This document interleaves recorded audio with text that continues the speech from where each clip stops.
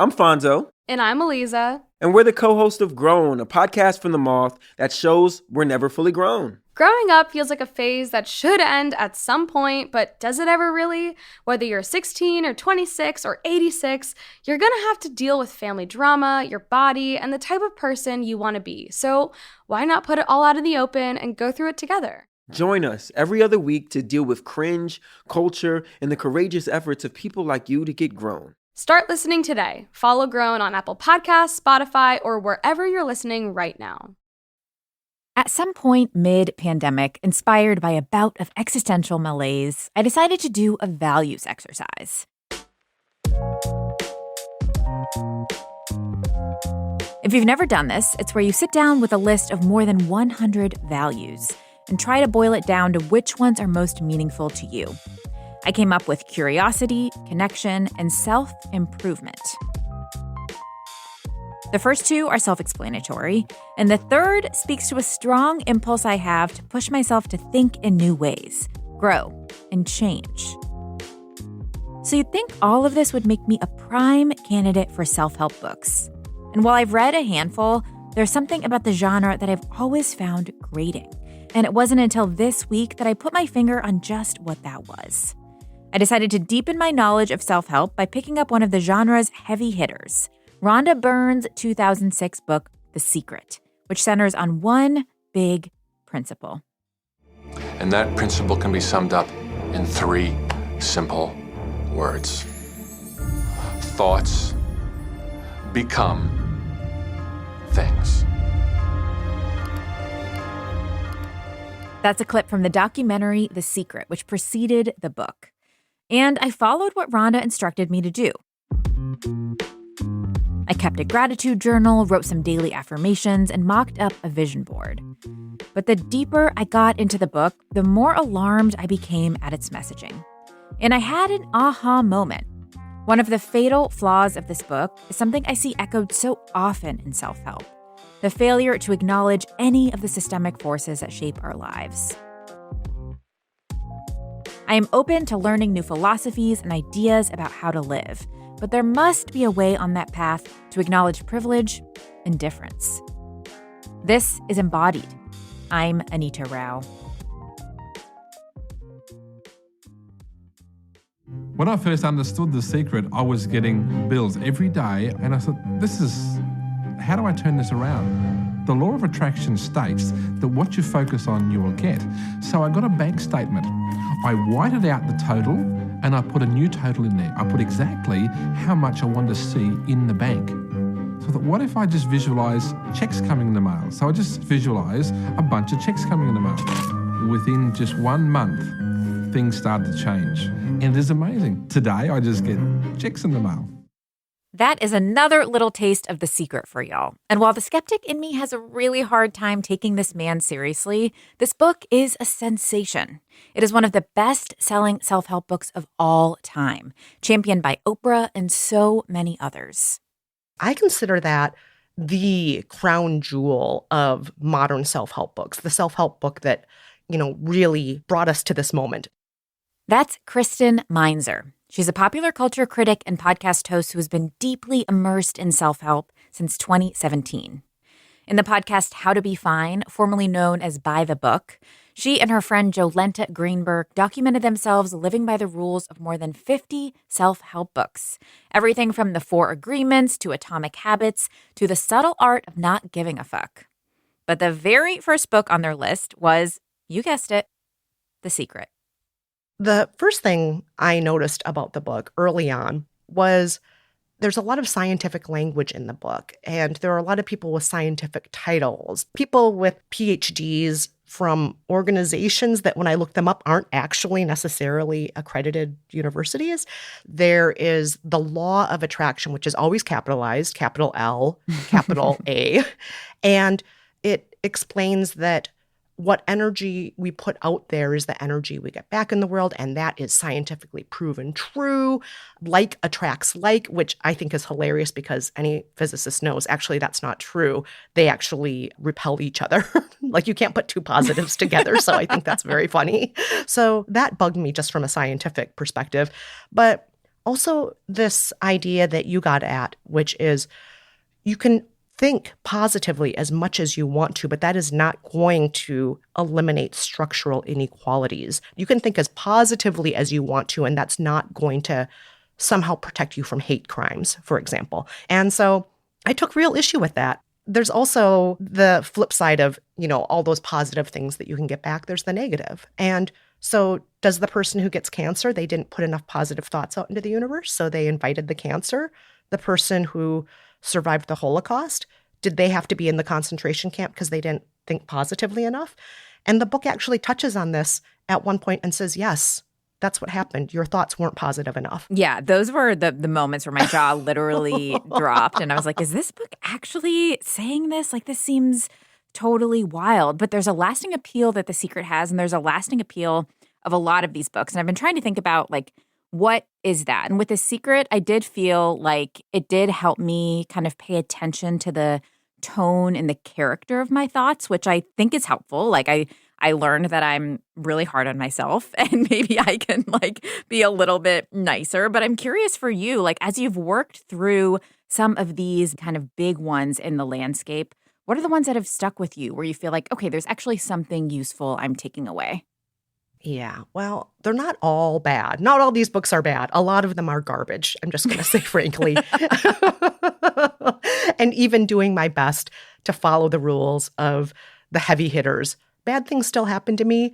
But there are some books that I really enjoyed, and I have to admit that I think there was some confirmation bias involved.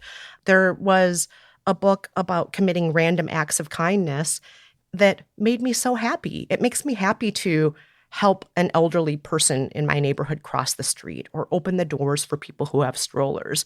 And it does feel good to help people. Most of us feel better when we have a little magic moment of connection when somebody smiles at us and says thank you, right? So those have been great for me. I've really enjoyed those.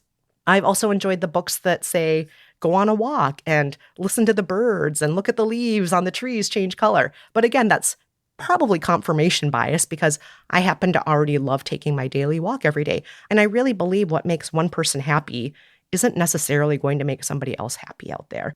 There is one season of your podcast where you all dug back through the archives of self-help books from various decades in the 1900s. You did The Joy of Sex in the 1970s. You did a few others. I'm curious what you noticed about how the messaging of self-help evolved in the latter half of the 20th century.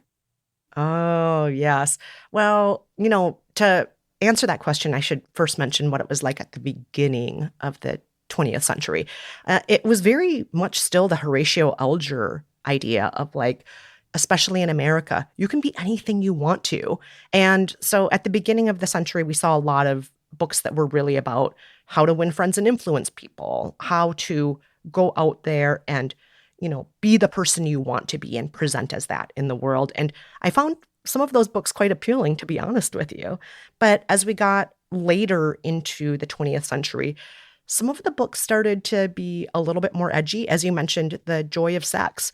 And those books were trying to talk about things that maybe were considered taboo in the past. Same with feminism. We lived by a book called Phyllis Diller's Housekeeping Hints at one point, which was really pushing back against the idea of women being primarily the housekeepers and the wives of the world. And so we saw the boundaries being pushed, but at the same time, there were still the trappings of misogyny and of inequality that were written into those books because the authors, as hard as they tried, were still living in a sexist, racist, classist society. I still see that very much in books today. There are a lot of books about female empowerment that still play into certain stereotypes of what women are and what men are, unfortunately.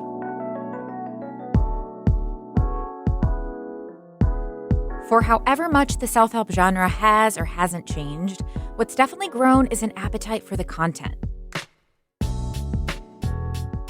There are more than 85,000 self-help titles in existence in the U.S. today, and that number is 3 times what it was a decade ago. Many people think the self-help genre started with the 1936 book Kristen mentioned, How to Win Friends and Influence People, but it actually goes back much further. Some say that we've had self-help for as long as we've had books and literature and reading. That's Beth Blum. She's a professor at Harvard and the author of The Self-Help Compulsion, Searching for Advice in Modern Literature. It was actually her mom who inadvertently nudged her into the world of self-help. While Beth admits to not reading every book her mom passed her way, a few of them piqued her curiosity. And as a literary scholar, she started to wonder just how deep the textual history of self-help was. So there are people who say the Bible is early self-help or the Analects of Confucius. In the period of classical antiquity, you had authors writing guides to how to manage anger and worry and how to master public speaking that really kind of resemble what we think of as a self-help handbook today. So every period has had its self-help literature, its advice literature or conduct literature. But in my study, I point to the 19th century and the publication of a book called Self-Help with Illustrations of Character and Conduct by an author called Samuel Smiles, of all things. And the book came out in 1859, and it was the first self-help bestseller in the way that we think of today. And you say that while we think of self-help as a very individualistic thing, something that's really promoting self-sufficiency, it actually had much more radical roots. It was more about bettering the collective. Talk to me about that radical piece of it. Right. So Smiles' book, it was actually the first book to use the phrase self-help in its title. And it originated as lectures that Smiles gave. He was a journalist and an editor for the Leeds Time. And he gave these lectures to mutual improvement societies. So these were groups of working people trying to educate themselves and improve their conditions.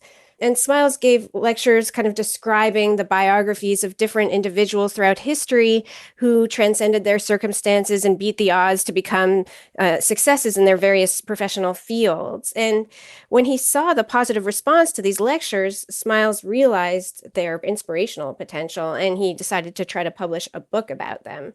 So initially, the project was really about inspiring workers to become self-sufficient and to have some agency over their futures and not to rely on the government for aid and assistance. But as time went on, the message of self-help became increasingly co-opted by the government as kind of an excuse for, you don't need to give aid to the people because they'll just help themselves.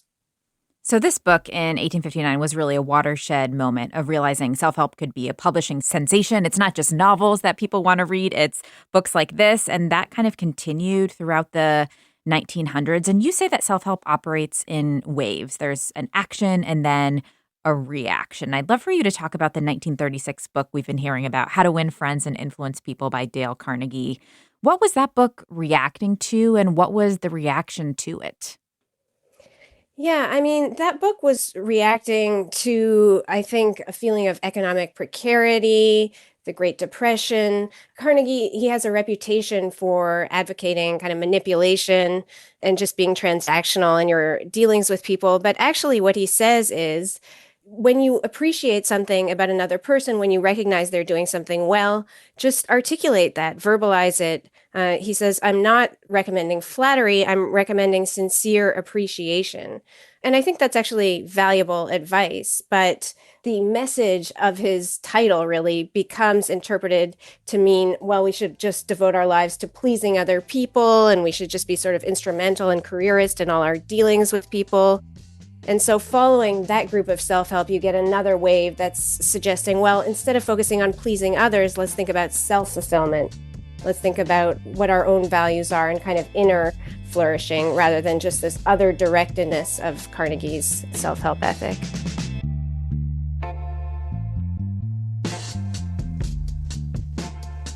This action and reaction in self-help is a pattern that repeats itself over and over. The 1980s were a decade of opulence, the romanticization of business and excess. Just think about The Wolf of Wall Street. That ethos is encapsulated in the late 80s books Unlimited Power and The 7 Habits of Highly Effective People.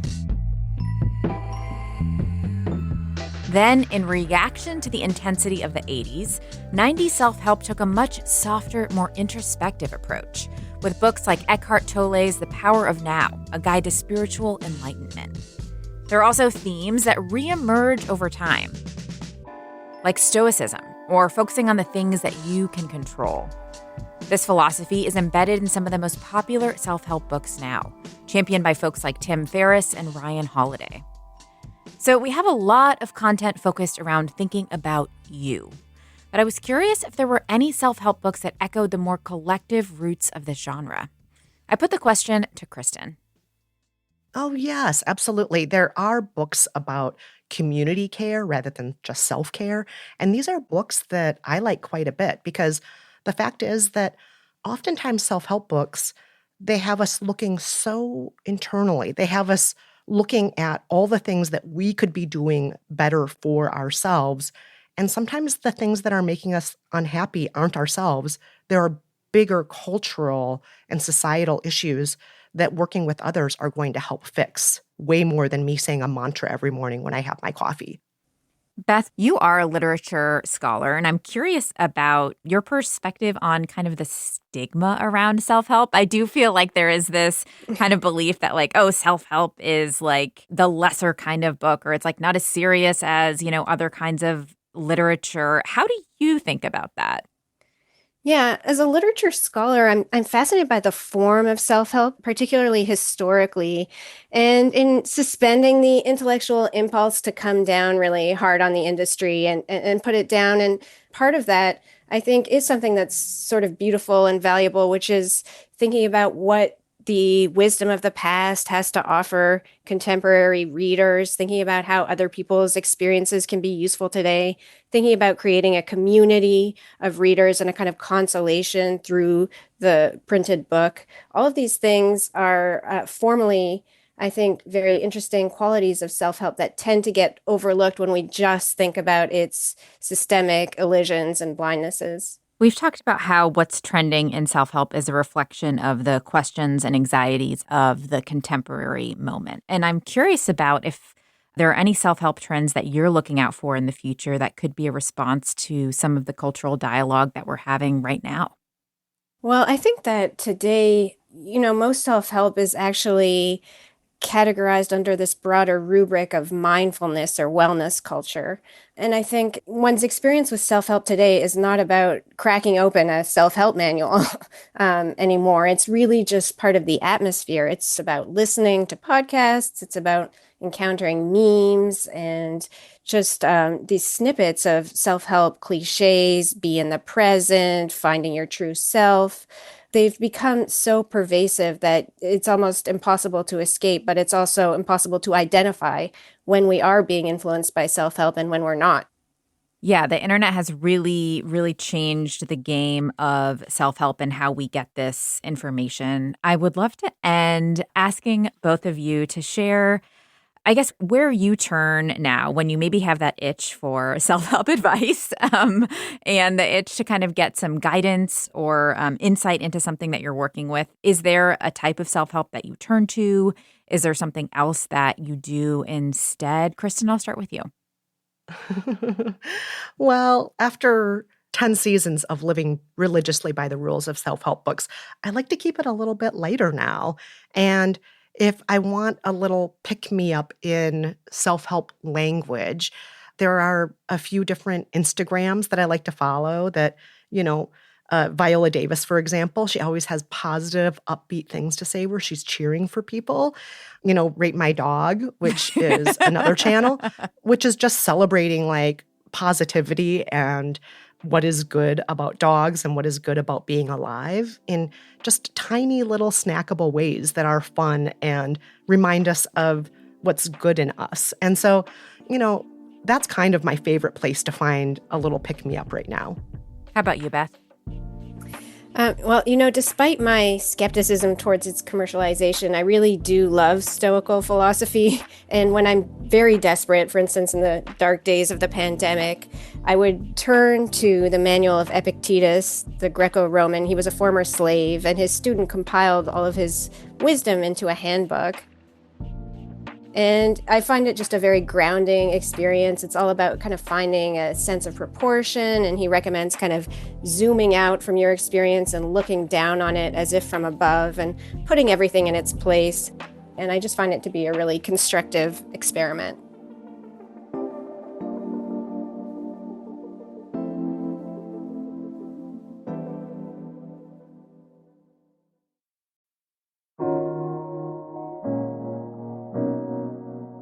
The greatest self-help experience I've had came from the trauma of losing my mother about 10 years ago.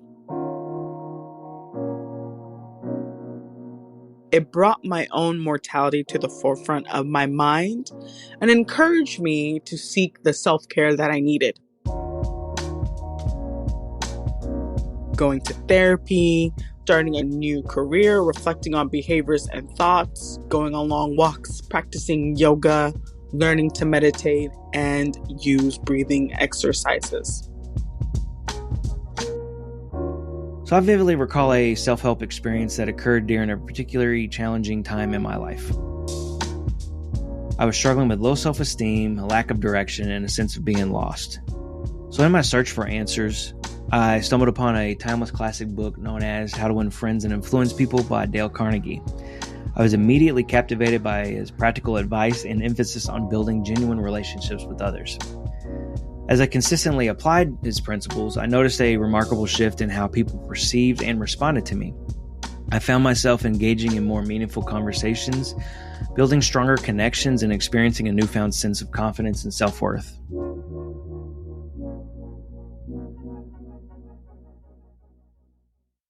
One of the reasons I think the self-help genre has stood the test of time is because it's a pretty low-barrier source of guidance in a moment of crisis.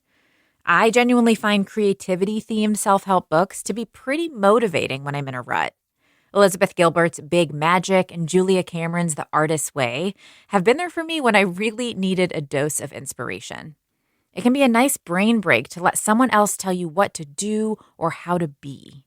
And this support is especially helpful when you're going through big life transitions.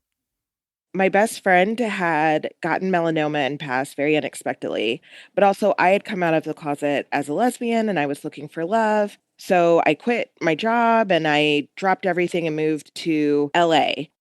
That's Sondra Rose Marie. She's a writer based in San Diego. It was when all of that change was happening in her life back in 2011 that she first turned to self-help. And that's when I came across Marie Forleo and her book, Make Every Man Want You. And even though I am a lesbian and I'm not interested in men, the book wasn't really about like attracting a man. It was just attracting people to you by being comfortable with who you are. And I saw changes as soon as I started reading and implementing what I learned in the book. So later on in this journey, there was one particular life coach who stood out to you. You bought her books, you consumed her content, you joined her online Facebook community. And I know you don't want to name her for privacy, but can you just kind of describe who she was and why her philosophy appealed to you? She was a life coach who was pretty popular on Instagram. I would call her like an influencer life coach. And it was very much like female empowerment. It was kind of at the same time that like the girl boss era was starting to take off. So she was like a great combo of like, you can build the life you want while being a strong woman. And she also really embraced her femininity, which I thought was really cool because I feel like for a lot of women, we're told, don't be too girly because people won't take you seriously. And this particular life coach was hardcore about being super feminine while also showing herself as like a strong and capable businesswoman and explaining that we could all do the same thing. So there was a Facebook group that was part of this coach's extended community, and you were pretty active and involved in the Facebook group. Talk to me a bit about that and what that community space offered you. The idea that she like pitched it with was that we could all connect and support each other through whatever we wanted to talk about. So you had women on there saying things like, I got laid off, or I just realized my husband is cheating on me. But then you had people saying things like, I just filed my first LLC, or I had a $10,000 month in my business. So it was just all sorts of life and work things. And it seemed really idealistic. Like everybody seemed to have everybody else's best interest at heart for the most part. So you initially really felt like it was a safe and comfortable space. You were seeing people affirm one another. There was, support of a diverse group of people, support of diverse kind of things people were experiencing. But there was a moment in 2017 when everything really shifted. It was among the ongoing conversations about the removal of Confederate monuments. There was a white supremacist rally in Charlottesville, Virginia, which resulted in more than 30 people injured and 1 dead. And in the wake of that incident, you turned to the Facebook group. Take me to that day and visiting that space and what you found. I actually wasn't at home when that happened. I was visiting my grandma and I didn't have any of my friends or my support network around me. So when that happened, I immediately wanted to talk to people about it. Like I woke up the next morning, I saw the news, and it was jarring, not shocking. Like I'm a Black woman in America, racism isn't new to me, but I think it was jarring to see so many people so comfortable showing their faces, marching and saying like, we hate you for your skin tone. Like that was a lot. So I wanted to connect and I thought, okay, well, I'm sure people in the Facebook group are talking about it, so I'll go in there. And I was surprised when I logged in that I didn't see anything. And I kind of scrolled thinking, okay, maybe they talked about it earlier. And I finally came across one post that said, I think our Black sisters and sisters of color, could really use our love and support today. And I went to like the post. And as soon as I went to like it, it disappeared. I messaged the person who had posted it and I said, hey, thank you for posting that. I wanted to engage with it, but I don't seem to be able to. And that's when she explained to me that the self-help coach who was running the Facebook group had told her that it was inappropriate and had taken it down. Wow. So in that moment, did you reach out to the coach or what did you do? What were you feeling? Oh, I felt betrayed. I spent time and money on this person and I believed, so much of what she was saying. So I felt betrayed as a part of her community. I felt like I didn't really have a place in this community. As long as things were fine, I was welcome to be there. But the minute my issues came up, it wasn't a safe place for me to be. And it wasn't a place that cared about me. I didn't reach out to her. I thought about it. I really did. And I actually talked to the woman who had made the post about reaching out. And we both agreed that we didn't think she'd really be able to hear us. Mm. It was like, when you take off your rose-colored glasses and you start to see things and you're like, wait a minute, how did I miss that before? But even the woman who had posted it, who was a white woman, she was like, I feel betrayed. And we both ended up leaving the group.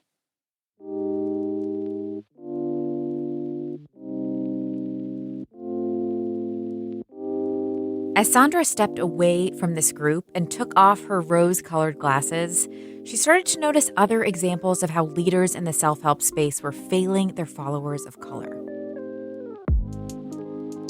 To fill the void of that particular self-help community in her own life, Sondra sought out the support of a licensed therapist and did a lot of thinking and writing about how she wanted to approach the self-help space if she ever went back. So I would say before I dove into it, right? Like I cannonballed into the swimming pool and I loved it. Now I feel like I'm at the beach and I barely put a toe in sometimes. Like I'm reading one right now about tidying up, but it's written by a licensed counselor. So now I think if I'm going to play in that space or even kind of consume anything, I look at who's writing it and if they have actual credentials of any type, because there is no like overarching view of who's writing these books and where they're getting their information. And I feel like it makes more sense to go with someone who does have some sort of ethical standard they're being held to, and knows what they're talking about.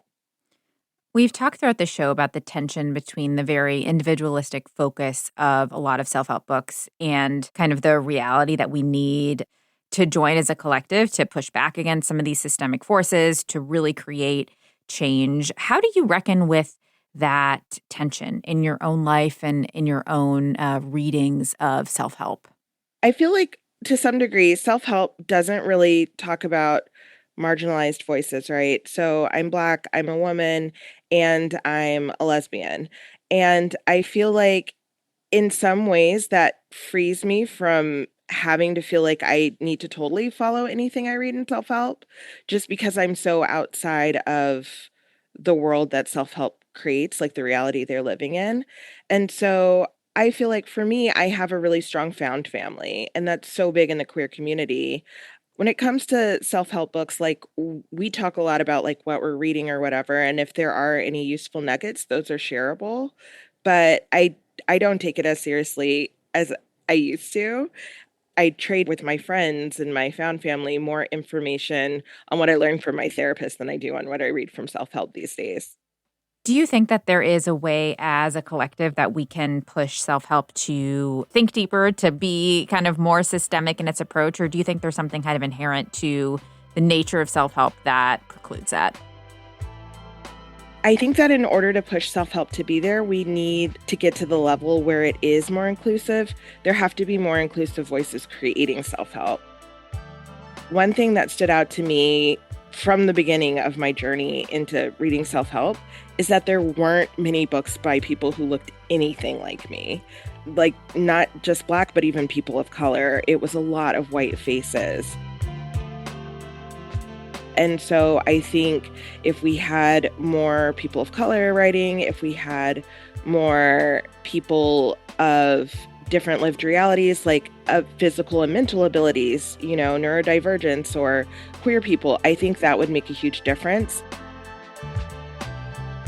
I also think it wouldn't be as accepted because I think part of the draw of self-help is it makes you feel good. And sometimes talking about racism or sexism or homophobia doesn't feel good. And so I think a lot of times those books that cover those types of things don't necessarily make it into what we consider self-help or wellness. Those go more into like cultural studies. So I think that's the problem, is people aren't willing to look at the harder stuff and call that self-help as well.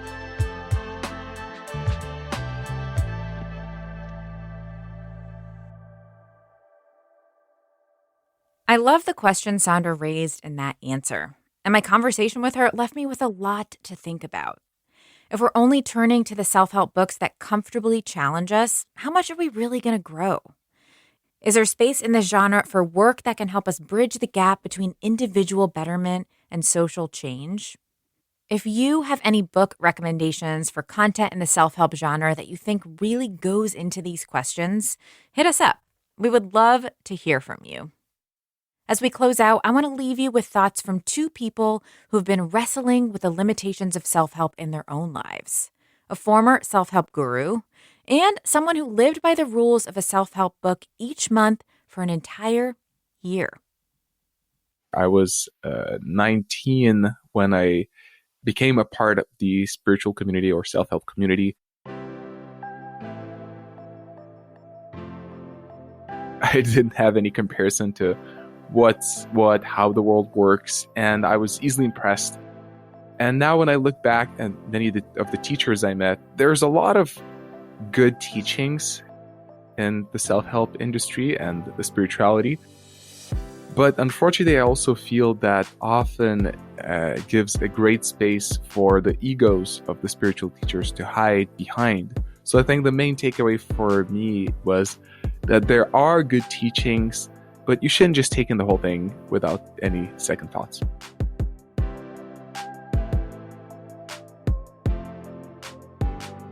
As humans, we've always needed guidance on how to live life. It's why philosophy exists. It's what the village elder used to do. And you could argue it's a really big part of religion. And so self-help, in a way, is offering that. It's offering guidance. And in some case, there's real wisdom in it. But what I don't like anymore are books that promising to change my life. Or if I just do this one thing, everything will be okay. I suppose my biggest learning was that actually I didn't need to change myself. I needed to accept myself as I am.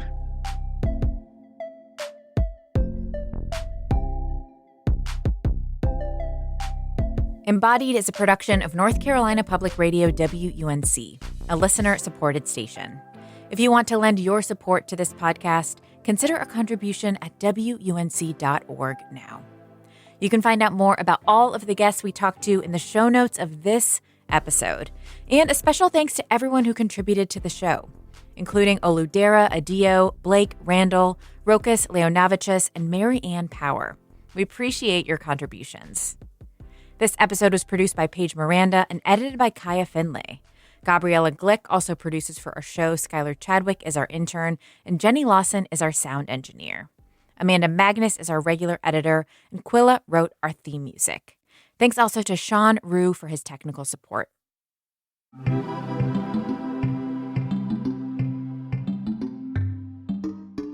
And thank you for listening to Embodied.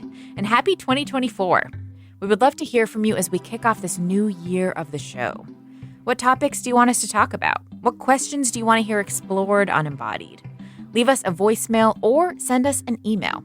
We're at embodied@wunc.org. And if you like this show, please spread the word in your own networks.